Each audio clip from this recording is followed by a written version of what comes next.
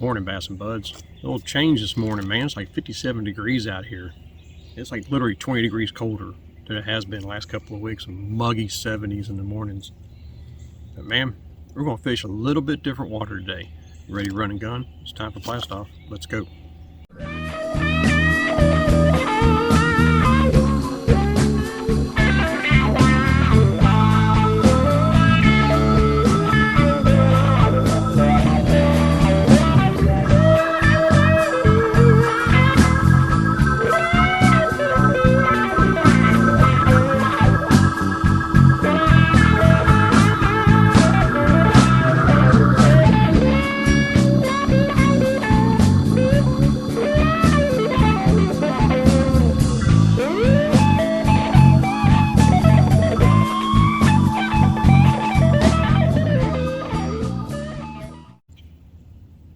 Hey guys, Todd here with you. Welcome back to Bassin 101. I thought I would come a little further down than the slough. Still in the river. And today's an experiment day also. I do have a jig. Whoops! Almost hit you in the head with it, didn't I? In a Texas crawl color, rubber skirt, black big salty chomp, 3/8 tungsten. And the other, I have not fished in years. You know what this is? It's a tail spinner, like a man's little George. Although I pour these myself. Hadn't fished these in a long time, and there's so many different ways you can fish these things. I actually have mine. I don't know if you can see it. I actually have a weedless mustad treble hook on there that I dyed black. Thing about a tail spinner, they're not known to fish around cover very well. But with a weedless treble hook on there, now I can put that thing in places nobody's ever seen a tail spinner. So that's kind of cool. And I got a few different colors here to try out. Like I said, I'm still debating on what to put in my arsenal, just like you guys are. And tail spinner, last time I threw a tail spinner, I bet you it's probably been 20 years I threw a tail spinner. And I got to thinking, I was like, you know what? Why not just fish it like you would like a worm or a jig? Sometimes even a crankbait or even a spinnerbait. So I'm going to experiment with that today. And where I'm at is a place I call the wall. Now the wall, I'll show you here in a second, but the wall has got a lot of underwater brush that runs parallel with it. And it's just a rock ledge that runs, oh, I'd say a good 150 yards. It's a pretty good little run, and then just right across the channel from that, snaking the other direction, used to where that slough starts. But let me show you the wall right here. Alright, so here's the brush pile that starts at the wall. And you got this dude that runs all the way. Look at all the little ins and outs, little turns, and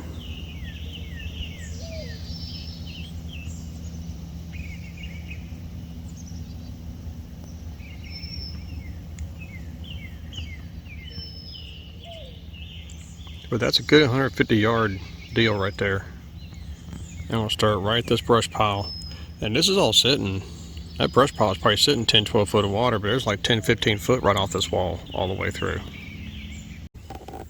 Alright, so we're gonna give it a shot with these two baits. I'm just starting off with Texas crawler off the bat because the water's still pretty clear, but there's a lot of silt because we had some heavy rains Thursday night. And I checked the river Friday and it was pretty silted. So it's kind of worn down a little bit, but I'm going to stick with Texas crawl at least for a little while, and eventually we'll switch to that green pumpkin orange jig as the day, day gets a little brighter. But I got a white with a gold blade on a tail spinner. Let's just see what happens.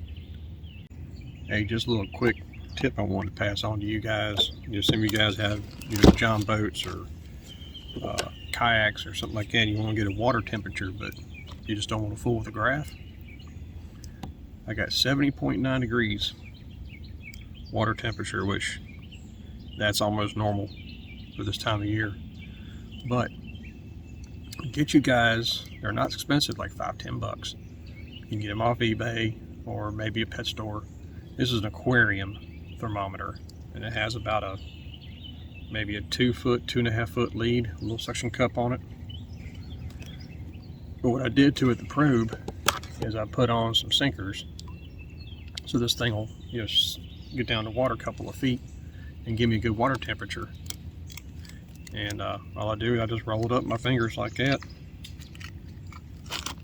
And I've got a little Ziploc bag here I keep it in. You can keep it in your tackle box, you can keep it in your bag, whatever you want to do, but it's a good way to get a water temperature reading. And I use it all the time, even in the winter. Because the coldest water I've had on this river is 36 degrees. Woo! That's chillified. There's a little tip for you. Hope that helps. Okay, a little change here. I've been kind of studying the watercolor here. And it's a little too silty for that tail spinner. I mean, it just, when it goes out of sight, it goes out of sight.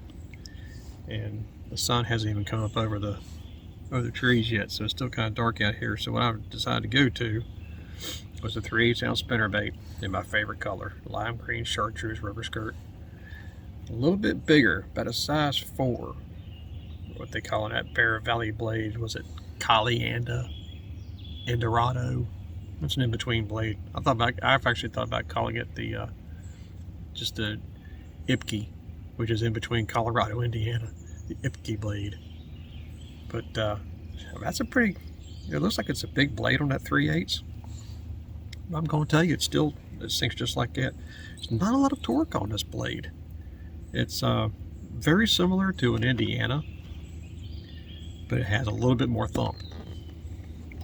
So I'm still on the rocks, still here on the wall. So I'm basically just going to throw the thing, let it kind of sink a little bit, and just kind of tick the trees.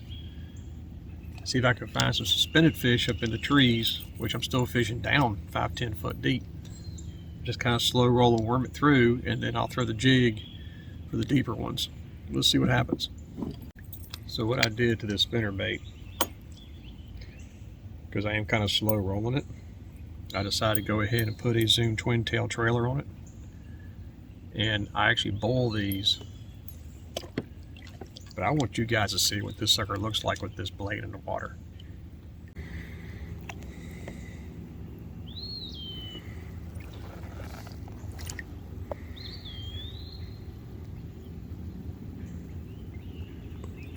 Man, that tail just thumps and bumps and behind there. That's pretty cool. And with that rubber skirt, man, that sucker looks like it's just alive. So I'm coming around a corner here of the slough. I'm at I fished the first half of it. Nothing. I haven't seen any fish even hitting the surface. Just a couple of blips. So I'm gonna fish this thing out. Like I said, I'm gonna use a spinnerbait for slow rolling and a jig to fish down at the bottom. We'll see what happens. Well, there's a largemouth on the Senko, and actually I was just reeling it back. And as soon as I started reeling it back, I mean, he knocked the fire out of it.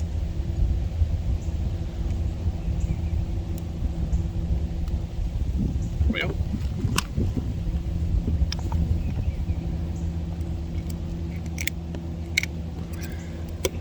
he's run out of almost tournament fish.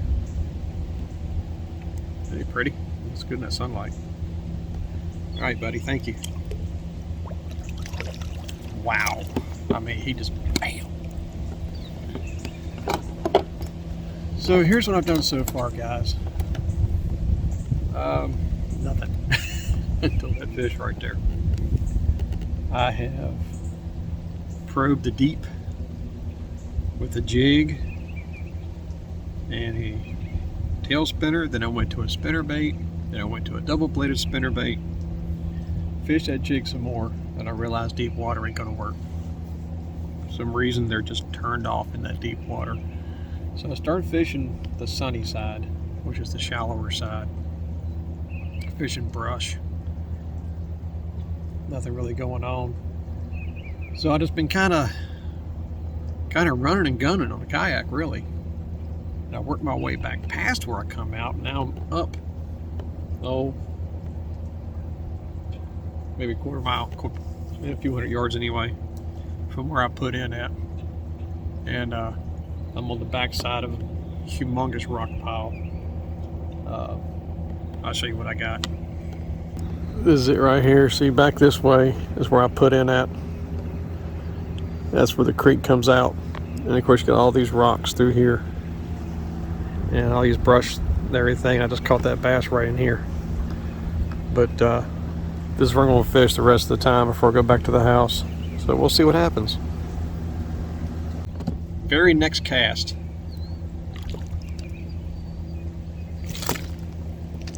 I get another largemouth. About the same size. No, he ain't the same fish.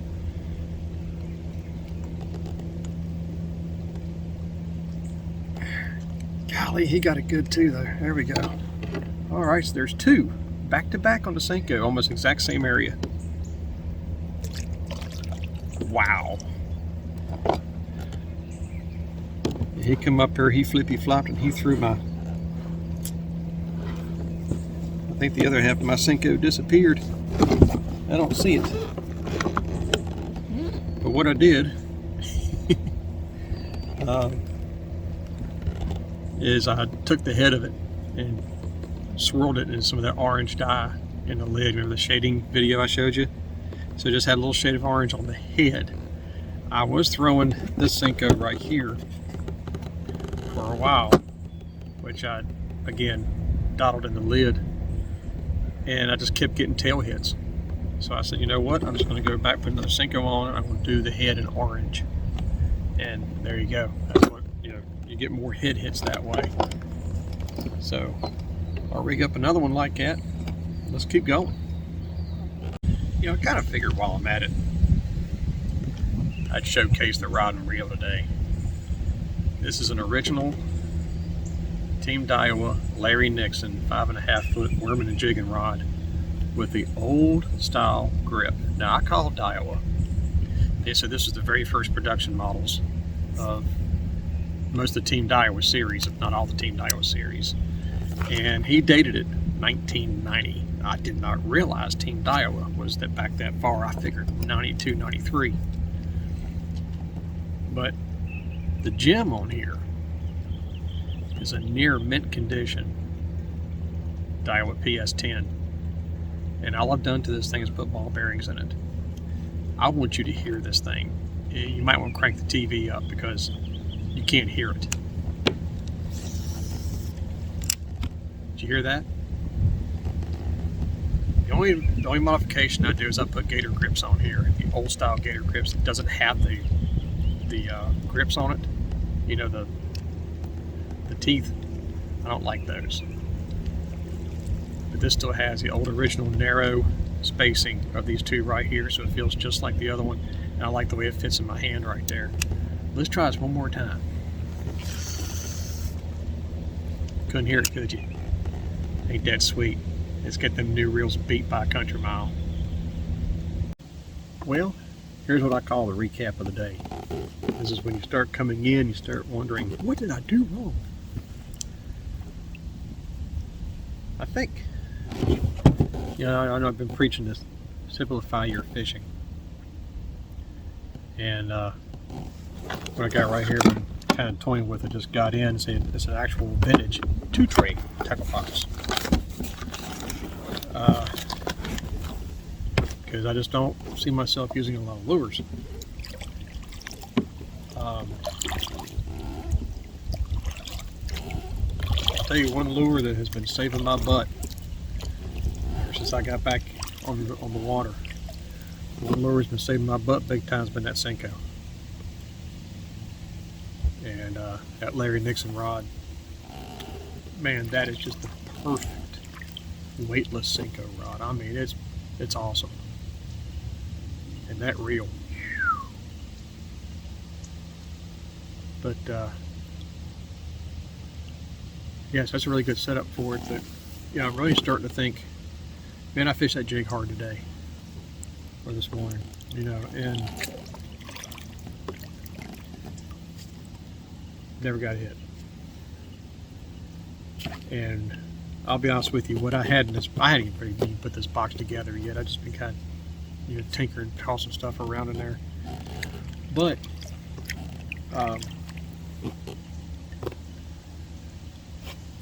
I had some sluggos in here.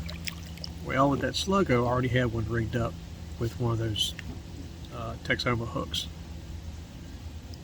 that Lunker City sells. So I took that off and put it on a Senko. Not too crazy with that, using that hook on a Senko. I don't like that tight R bend. It's okay for a sluggo, but not for a Senko. I don't like that. Tears the head up a little bit. That's the only hook I had, and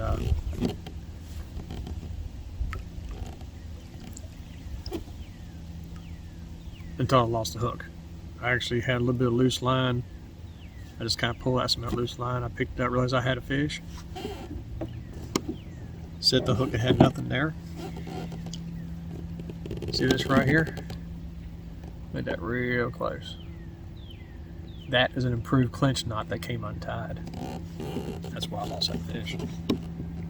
I didn't have a Palomar tied on there because I was kind of changing Senkos there a little bit from one to another, and I just didn't feel like wasting that time to tie that line. It cost me a fish. So Palomar knot, guys. Like I said, I use that 99.99999.6% of the time.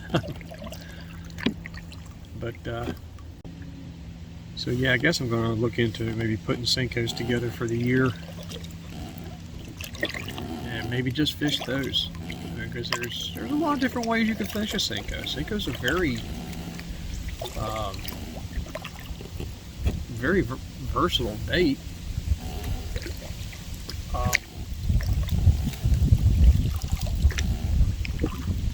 I might even have to do a few riggings that I've mentioned in my Senko video that I really don't care to do. But I have found a little bitty swivel. We're talking the whole thing probably ain't but that long. It's about 15-pound test. So I'm thinking I might be able to do something with that on a wacky rig or a Senko. Although I throw that on a spinning rod myself, that way you can skip that dude. But I just don't like that because it does twist your line. But I think if I was able to use that real lightweight swivel, maybe it'll work. A standard swivel, nah, it would pull it down. But I think it's a good possibility you might be able to do that. Plus, you can always throw a weighted hook. You know, Eagle Claw makes those weighted wacky hooks, and that's just a completely different way of throwing it too. Rather than just floating it down like that, you're actually pulling it down. But there's different ways of doing stuff. Texas rig, you know, I said I wouldn't do that either, but you know, if I had 1/16 or an 1/8 ounce tops, I would probably do that, because that would keep line twist down a little bit, and I would not use an EWG or an offset type hook. I would use a straight shank hook. That's what you want to use with something like that. That's all I got for today, guys. At least we got two, right? Keeps me from smelling like a skunk. I ain't gotta worry about riding the back of my truck, of course, and again, who would drive it? But I'm glad you got to come along. One very happening day. Everything happened right here at the end, but that's okay. At least it happened. At least I figured it out. Just takes a while. Anyway, until next time, may the Father bless you and keep you in Yeshua's name, and as always, fish on.